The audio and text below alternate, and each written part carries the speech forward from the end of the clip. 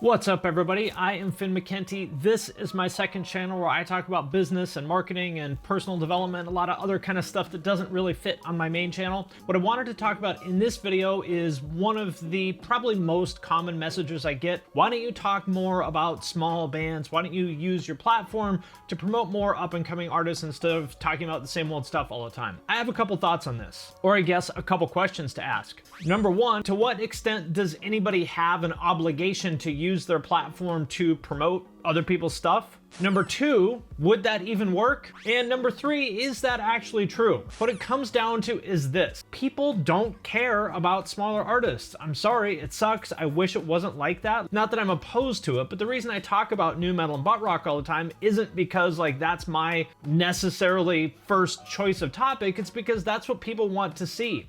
And that's what I call the Corey Taylor effect. You know, I've kind of jokingly talked about this before, about like how Loudwire and all these other sites, like every other headline is what Corey Taylor thinks about what Corey Taylor said about what Corey Taylor thinks. Well, there's a reason they do that, and it's because that's what people click on. And as the people at Loudwire point out, that's actually not all they do. Like, they cover up and coming bands all the time. They do reviews and press releases, and like they do interviews. Like, they talk about smaller stuff all the time. It's just that you never see it because that stuff isn't popular, and so it gets filtered out in the algorithms. And you know, at the end of the day, they have a business to run just like I do. People want to hear about the same old shit, basically.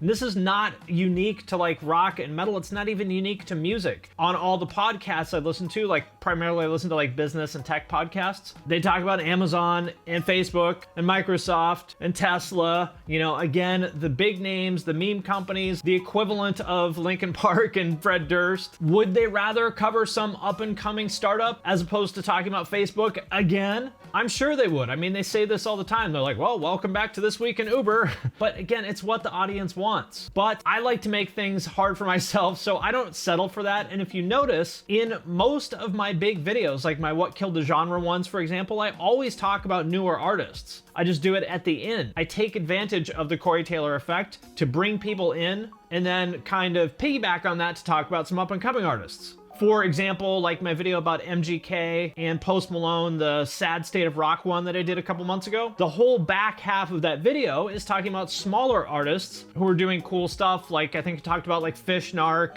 and Cold Heart and NASCAR Aloe and all those other kind of solo artist rapper kind of people that I like. I feel so good, I feel so clean, nobody tell me how to see my baby wanna fuck with me, better fall in line. I'm not the one to slow it, bitch, you see me standing with the click, you know I'm fuck around it, ooh, I'm a starter, So I don't really think it's accurate to say that I don't talk about smaller artists. It's just that I don't lead with them. They're not in the headline because smaller artists are not headline material. If I had called that video Why I Like Cold Heart, NASCAR Aloe, and Fish Narc, it would have 5,000 views. I wish it wasn't like that, but it is. And so that kind of raises the second question I asked, which is like, to what extent does anybody with a platform have an obligation to use that platform to promote other people's stuff? Well, I don't think they have any obligation at all because, you know, unlike politics, there's no like kind of larger social issue there. Like, I don't think Adam22 or whoever else like has an obligation to use the following that they built to promote me, right? I mean, if they do, that's awesome and I appreciate it, but they don't have any obligation to do that. And I don't think that I have any obligation to promote anybody's band either, although like I said, I do because I want to, like I enjoy it. The whole reason I do this channel is to like bring attention to things that I think are underrated or underappreciated. So perhaps you might take for granted the fact that this channel exists. 3 years ago, there was nobody making videos about Suicide Silence and Attack Attack,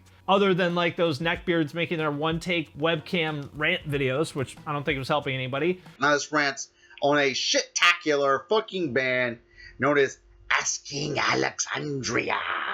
And then that also begs the question of like, what are you supposed to do about that? The first thing for artists is you have to flip the mental switch of thinking that you are entitled to attention for what you do. I'm not entitled to attention. Like, every video that I put out is a battle for attention. I assume going into it that every video I put out is gonna get 0 views, and anything above 0 views is a win. Can't think that there's anybody that's gonna come along and just hand you an audience on a silver platter, because that's not how it works. Getting attention for shit is hard. hard because there's a lot of people out there putting out music or videos or products or whatever. Like, we live in a very noisy world where everybody wants attention for what they do, and for better or for worse, it is on you to cut through that noise and get noticed. So how do you do that? As my friend Andrew Wade said, he put it in kind of classic Andrew way that sounds stupid at first, but actually if you think about it, is really smart. Nobody is going to care about you until you have done something that people care about.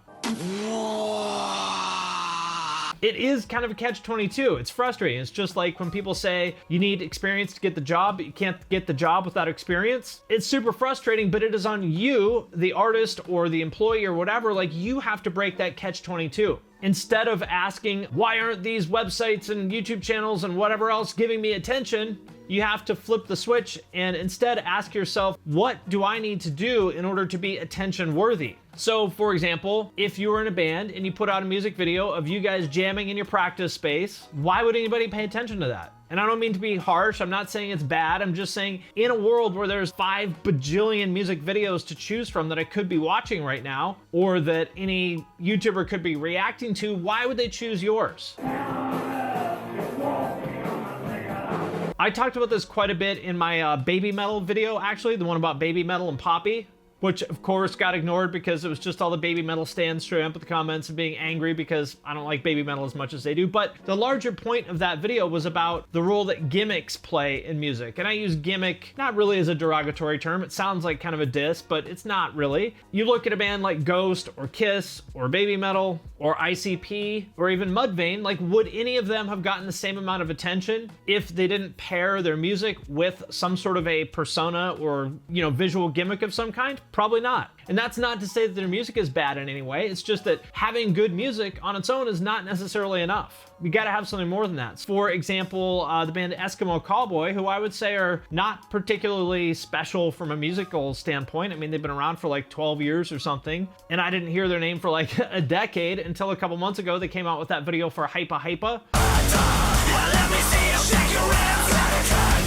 Which is, to me, kind of stupid. Like, I don't like that video, but I get why it worked. It's ridiculous. It's over the top. It's a spectacle. They gave people a reason to talk about it, and now it has, I don't know, a couple million views in a few months, which for like a metal band is amazing. So you gotta ask yourself, what can you do to be different and special? To use like a business example, like if you had an ice cream store and you just opened and you're wondering, how am I gonna get anybody to pay attention to my ice cream store? Well, what would you do to be different and special? What can you do to make people care about you? One thing you could do, and like, I think this is kind of cringe and I probably wouldn't want to do it, but what you could do is make ice cream cones in the shape of Donald Trump and Joe Biden's heads. And you could make ads saying like, bite the head off the candidate you hate. And then people would pick that up and it'd get talked about on social media. And now you would be the ice cream store that made the Donald Trump and Joe Biden ice cream cones. I don't know if that's what you want to do with your brand necessarily, but you get the idea. The point is, you got to do something special and different and unique to cut through the noise. You can't expect people to just pay attention to you for the sake of paying attention to you. Like, nobody owes you that. You always have to start with the idea of, what can I do to earn attention? What do I need to do to be attention worthy, rather than looking at it from the perspective of, why am I not getting the attention that I so clearly deserve simply for existing?